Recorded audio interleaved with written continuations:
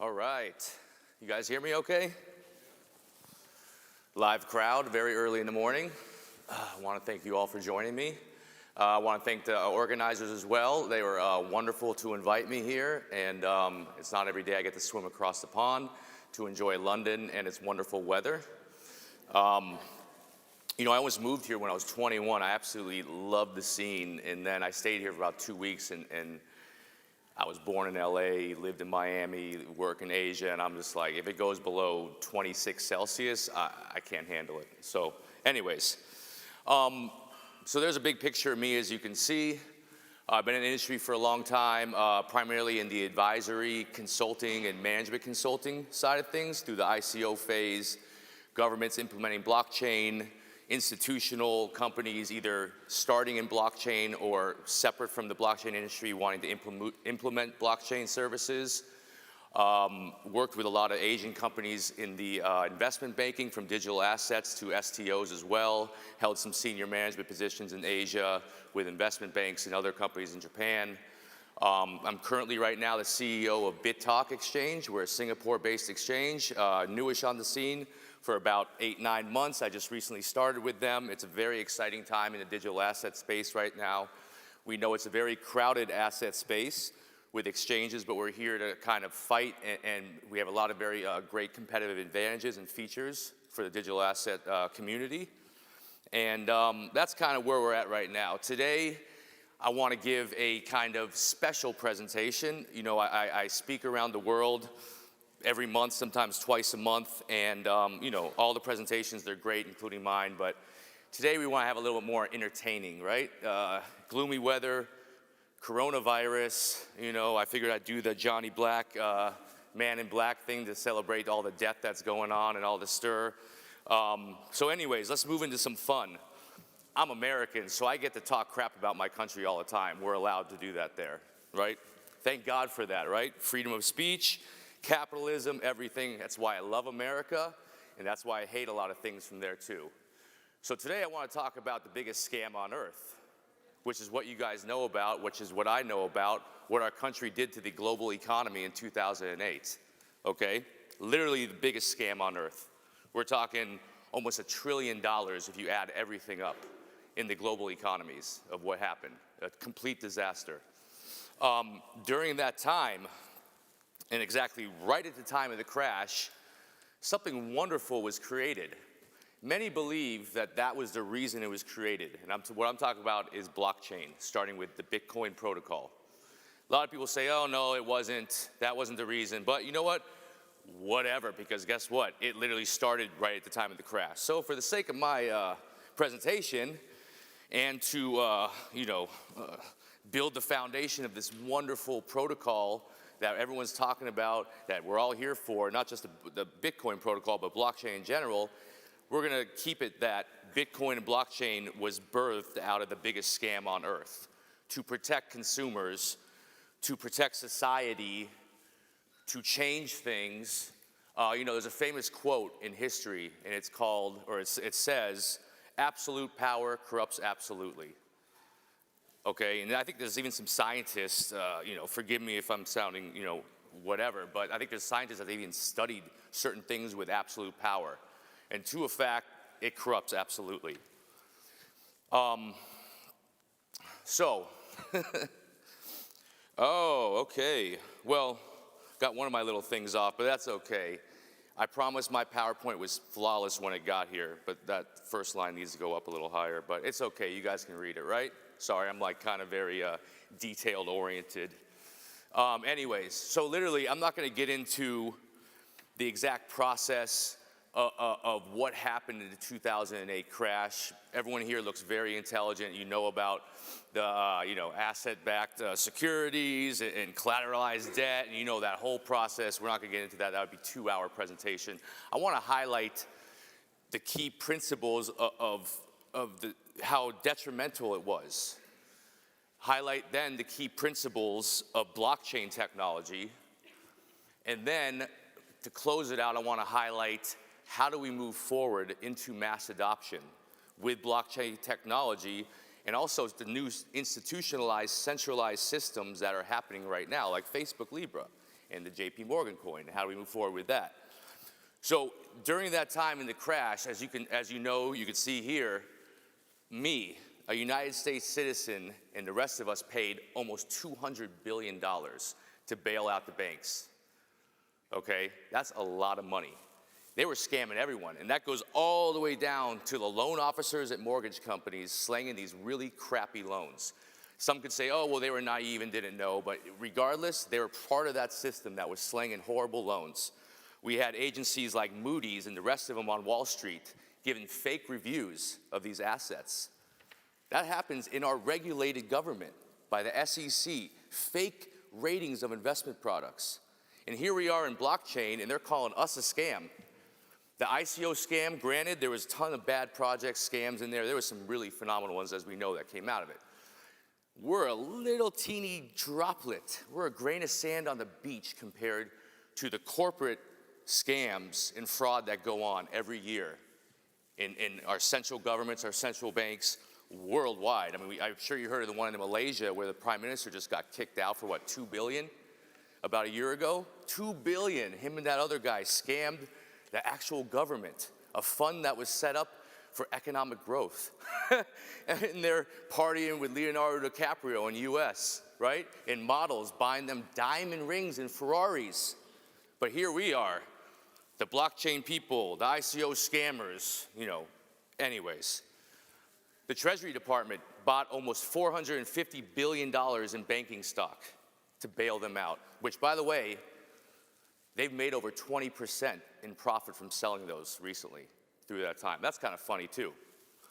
And here's a famous quote, which I love to see. And this is one of many, by the way, of prolific leaders in the United States, government and economic leaders. This is from Alan Greenspan, what he said, right? The notion of a bubble bursting and the whole price level coming down seems to me, as far as a nationwide phenomenon, is really quite unlikely, okay? We had about 10 other of the biggest leaders in the economy in the US saying the same thing. It's never gonna happen, everything's fine, no, nothing's wrong. We had the CEO of LendingTree pumping loans. This is perfect, nothing's wrong. We already know why he was pumping them, because of profit, right? Okay. It's really funny because we have so much power right now in this industry. Well, in parallel, we have no power and we have a lot of power. So I think, what happened to my emojis? They didn't transfer. Oh, that's okay. That's why I usually like PDFs, but it's okay, sorry. I'm really detailed oriented. I wanted to make this presentation fun. But anyways, you'll get my little exploded heads. My title's missing, and you get white fire today. Sorry, I had more color before. Anyways, so during that time period, 2.6 million jobs were lost. 2.6 million jobs were lost in the United States. The largest consecutive amount of job losses since the Great Depression.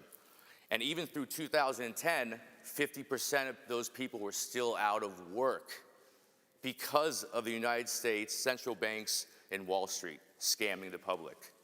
Do you know that during 2008, the end of it, during the crash, do you know how much Wall Street bankers made in bonuses? $18 billion. $18 billion they were paid in bonuses for doing such a great job scamming our economy.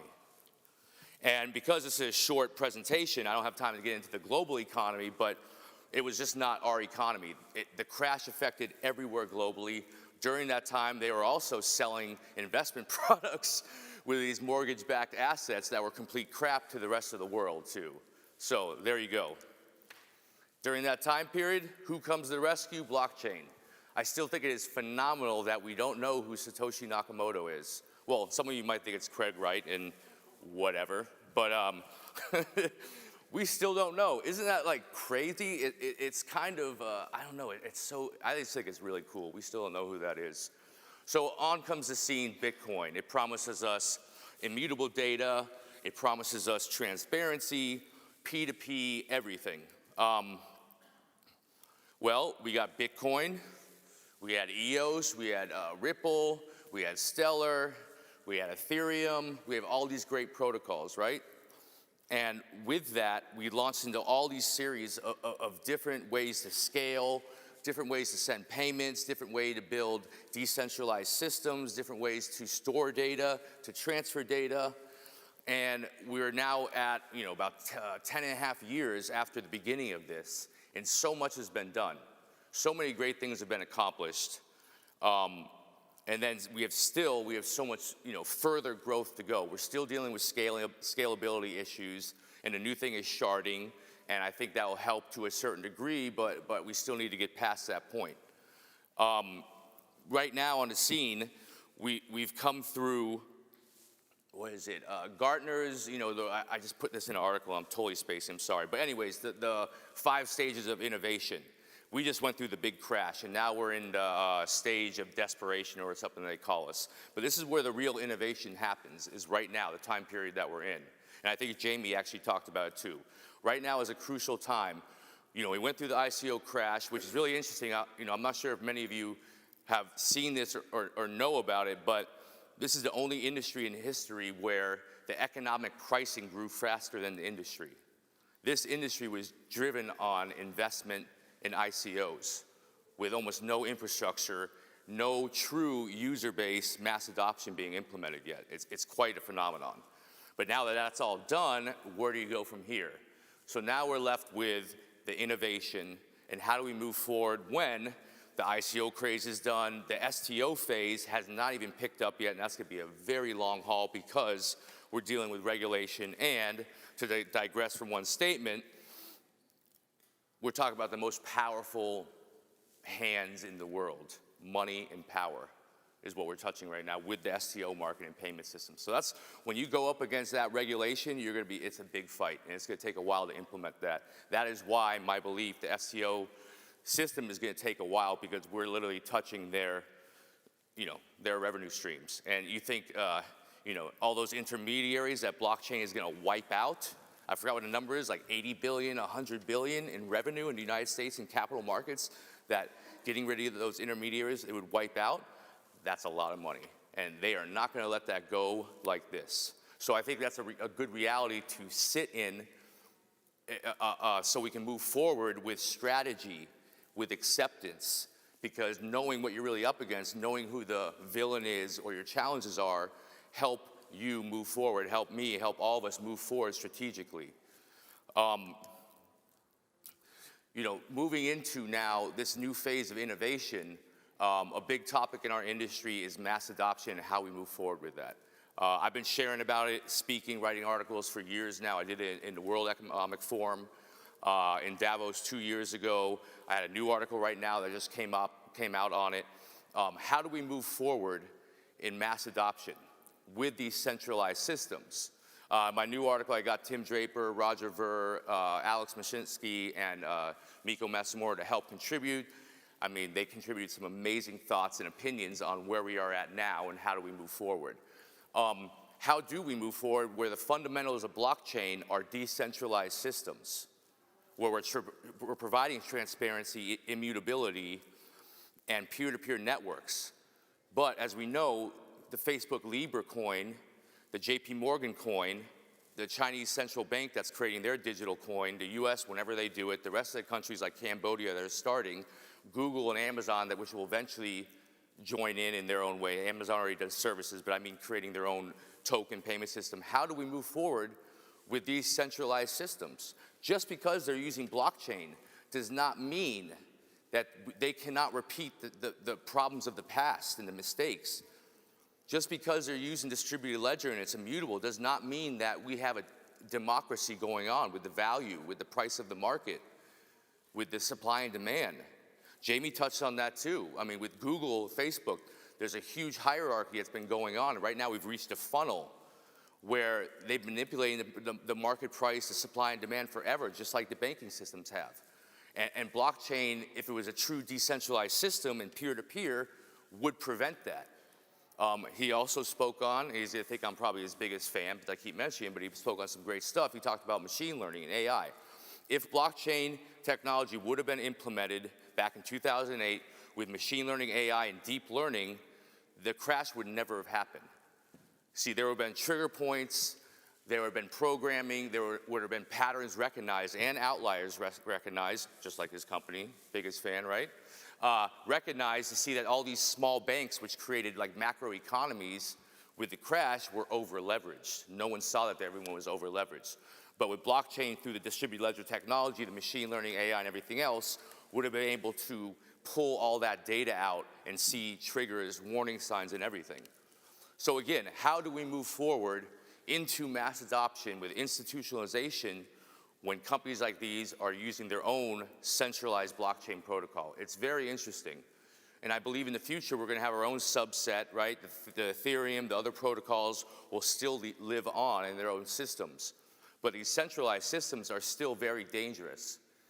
And I hope that when we leave here today, we'll have a new kind of thought process of how do we move forward with these certain threats so we don't repeat the history that we've already been put through. So, and I'll leave you guys with that. This is my contact, email, everyone who likes all these little QR codes, I put them for everyone. Our BitTalk Exchange website, my website. I also host my own blog, jdsalbego.com, and I'm also a featured contributor on cointelegraph.com. And I hope you guys enjoy the rest of the day. Thank you very much.